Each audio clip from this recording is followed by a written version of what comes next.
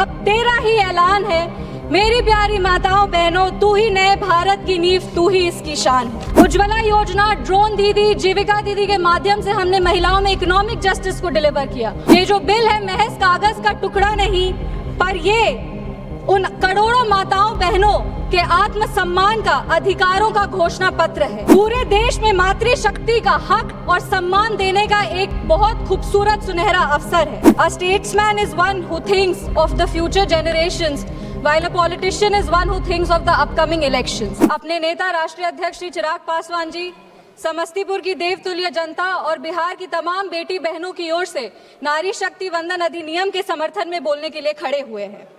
अपनी बात शुरू करने से पहले हम एक कोट पढ़ना चाहेंगे। A statesman is one who thinks of the future generations, while a politician is one who thinks of the upcoming elections। ये हम इसीलिए कोट करें क्योंकि जो स्टेट्समैन स्पिरिट हमारे नेता राष्ट्रीय अध्यक्ष श्री चिराग पासवान जी ने दिखाया है वो काबिलिए तारीफ है। बिना किसी लीगल इन्फोर्समेंट के उन्होंने 40% महिलाओं को 2024 की लोकसभा में चुनाव में जिता करके इस सदन में बिहार का प्रतिनिधित्व करने के लिए भेजा, और इसके हम सदा आभारी रहेंगे कि महज 25 साल की युवा सांसद उनके वजह से इस सदन में जीत करके आई और बिहार की जनता का प्रतिनिधित्व कर रही हैं। हमारी शास्त्रों में लिखा है, यत्र नार्यस्तु पूज्यन्ते रमन्ते तत्र देवता। इसका अर्थ है कि जिस घर में, जिस समाज में नारी को पूजा जाता है वहां पे देवता अर्थात सुख, शांति और समृद्धि का वास होता है। महोदय, ये जो बिल है महज कागज का टुकड़ा नहीं, पर ये उन करोड़ों माताओं बहनों के आत्मसम्मान का, अधिकारों का घोषणा पत्र है। ये केवल एक अमेंडमेंट नहीं बल्कि सदियों से जो उनकी तपस्या है, जो उनके संघर्ष है, उसका ये परिणाम है। ये सदियों की बंदिशों को, रूढ़ियों को तोड़ने का ऐलान है, और ये पूरे देश में मातृशक्ति का हक और सम्मान देने का एक बहुत खूबसूरत सुनहरा अवसर है। हमारे यशस्वी प्रधानमंत्री श्री नरेंद्र मोदी जी ने पूरे विश्व को बता दिया है कि विमेन डेवलपमेंट और विमेन लेड डेवलपमेंट का क्या अंतर होता है।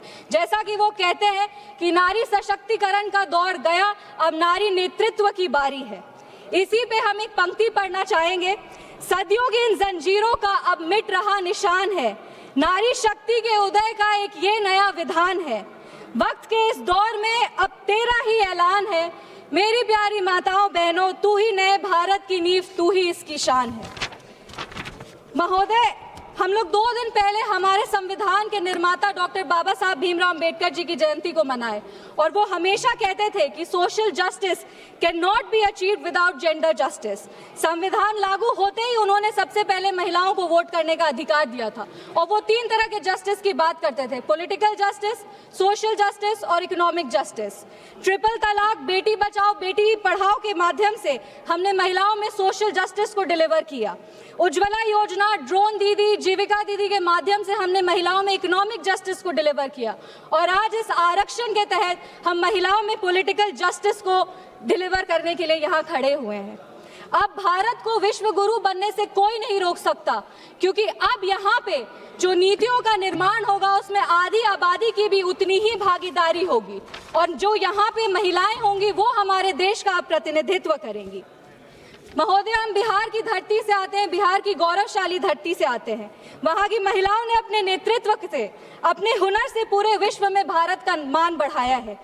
वो लोकगीत गायिका शारदा सिन्हा जी हो, वो दरभंगा की भावना कंठ जी हो, वो मुजफ्फरपुर की शिवांगी सिंह जी हो, इन सब बेटियों ने बिहार के साथ साथ देश का भी मान विश्व स्तर पर बढ़ाया है। हमारे राष्ट्रीय अध्यक्ष श्री चिराग पासवान जी हमेशा अपने vision Bihar first, Bihari first की बात करते हैं, और वो ये जानते हैं कि बिहार फर्स्ट और बिहारी फर्स्ट को आधी आबादी के सहयोग के बिना नहीं डिलीवर किया जा सकता। हमारी सरकार, एनडीए की सरकार बिहार